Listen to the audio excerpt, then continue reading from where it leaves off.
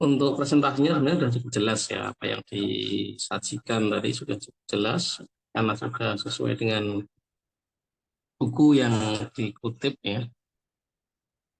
Hanya saya hanya memberikan tambahan ilustrasi terkait ini ya, memvisualisasikan terutama untuk materi-materi yang sebenarnya sudah ada visualisasi gambar ya, pesan misalnya.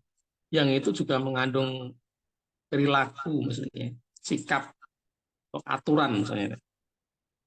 Ini karena saya terilhami dari peristiwa ini ya, eh, anak saya sendiri. Ketika contoh misalnya sebuah memvisual apa ya misalnya, bagaimana sebuah pesan itu agar mudah diingat gitu ya. Dalam visualisasinya harus seperti apa. Contoh misalnya tanda-tanda lalu lintas ya, rambu-rambu lalu lintas. Biasanya kan kalau anak-anak sekolah itu terkait dengan rambu lalu lintas itu disuruh menghafal ya dalam materi PKN apa itu. Misalnya ini rambu lalu lintas banyak sekali, kemudian disuruh menghafal satu-satu. Ya, misalnya ini garis marka, siapa misalnya. Kemudian ini tanda garis tidak putus, ya, artinya apa ini? Ini akan susah ya dihafal, mungkin apa ya. Nah, sebenarnya itu bisa ditambahkan dari segi ini ya, misalnya divisualisasikan misalnya dengan peristiwa ya. Jadi untuk menggambarkan misalnya garis ya, dari sebuah tidak putus-putus misalnya.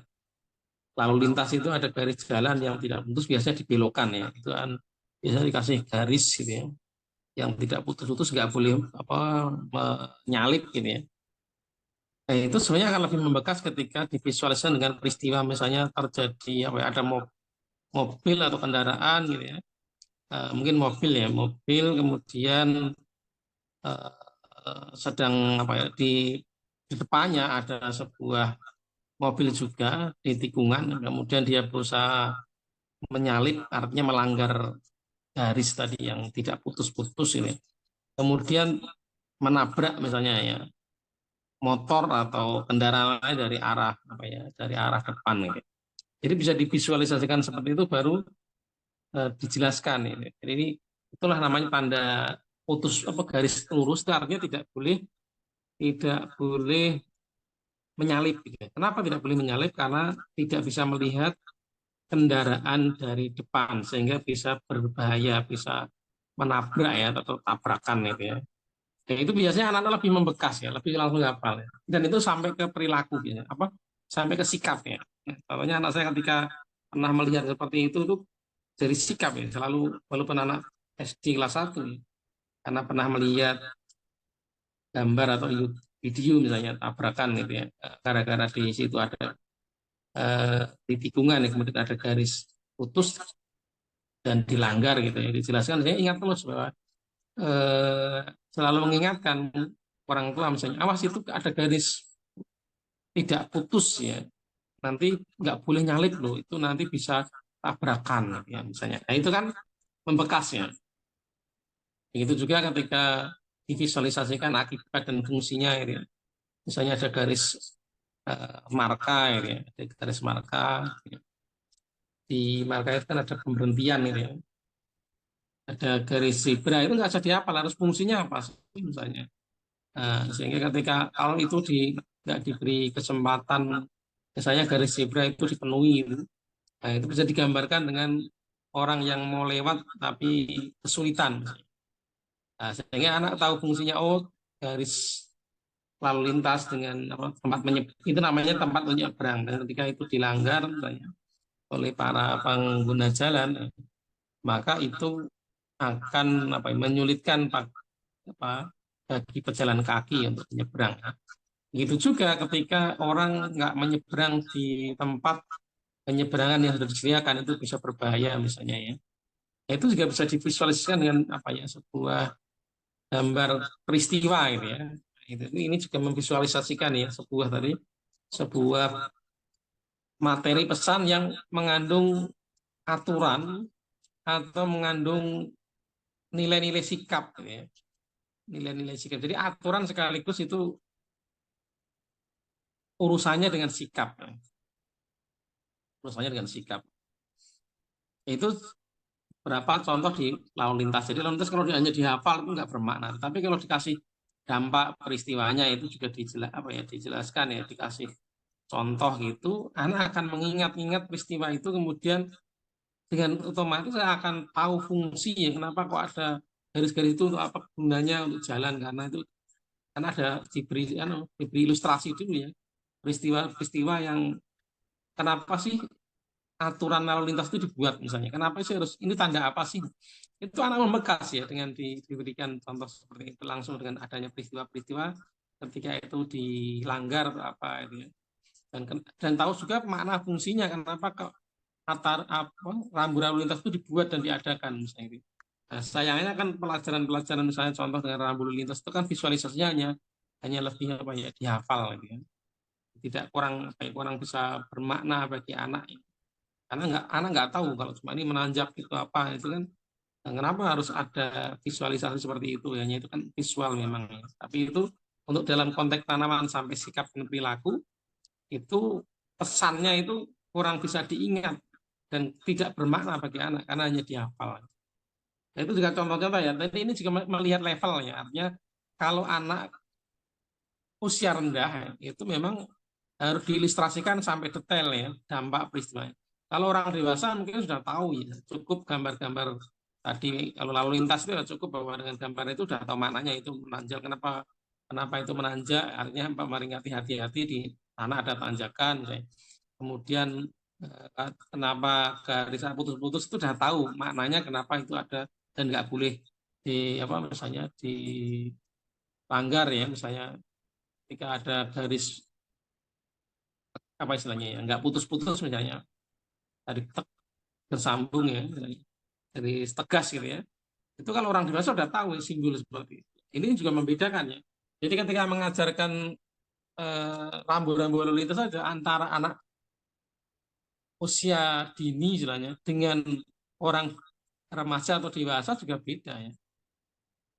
Teknik penyampaian pesannya itu, visualisasinya juga beda ya. Kalau orang dewasa sudah cukup dengan gambar simbolnya saja, kalau anak-anak harus disertai dengan dampak dan peristiwanya. Dan itu akan lebih cepat dihafal dan membekas. Ya, di jalan itu ketika itu sekaligus akan berdampak pada perilaku dia ya, dan akan biasanya dia akan ingat dan akan berusaha tertib ya. Oh ini nggak boleh, itu nggak boleh. Nah, itu contoh aja ya, ilustrasi tentang bagaimana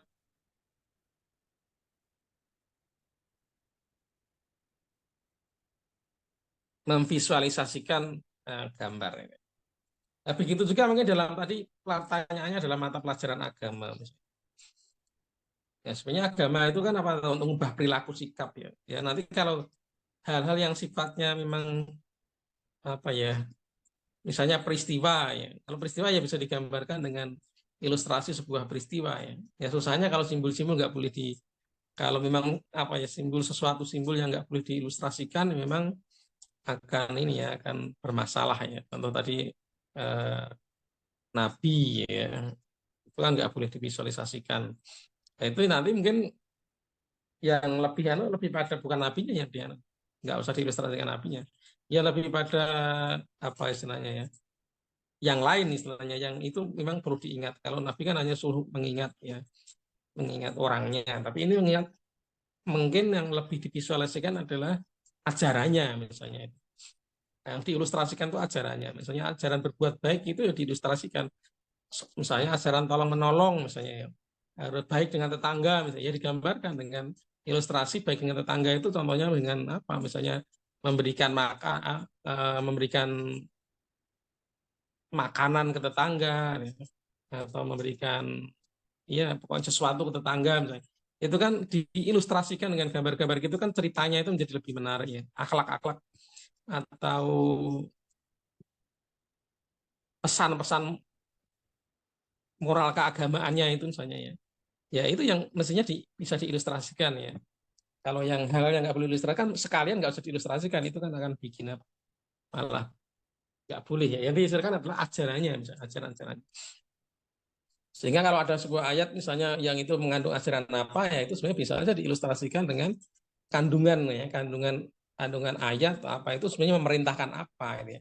Sehingga yang penting kan agama itu kan diingat ajarannya ya.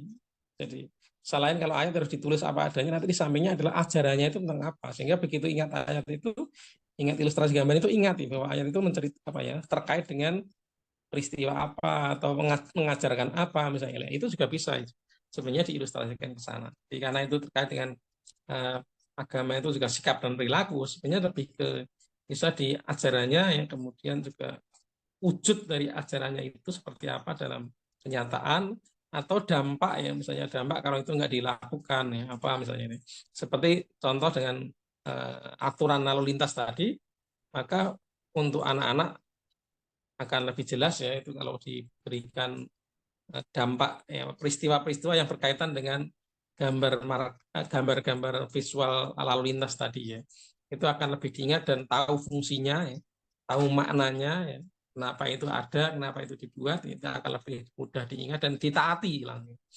Nah, gitu. Jadi kalau ayat atau sebuah agama sebenarnya ajaran-ajarannya itu bisa divisualisasikan dengan gambar-gambar materi, entah itu akidah, entah akhlak dan sebagainya, itu ya bisa bisa divisualisasikan. Tapi untuk hal yang tidak bisa boleh divisualisasikan, ya nggak usah divisualisasikan sekalian ya. Lebih baik pada makna dari ajaran-ajarannya itu. Saya pikir itu tambahan dari saya ya. Ya, terima kasih Ya, Pak Ali. terima kasih Pak Ali.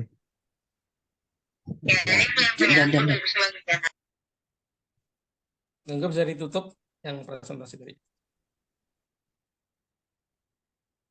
Ya, terima kasih atas waktunya, baik presentator ke satu maupun kedua untuk dua materi hari ini terkait prinsip-prinsip desain pesan visual dan juga bagaimana memvisualisasikan ragam pengetahuan dalam media visual grafis. Itu mari kita tutup dengan baca syukur. Syukur Alhamdulillahirabbil alamin. Sekian presentasi dari dua kelompok hari ini. Selamat siang. Selamat siang. Yang terima kasih. Selamat siang.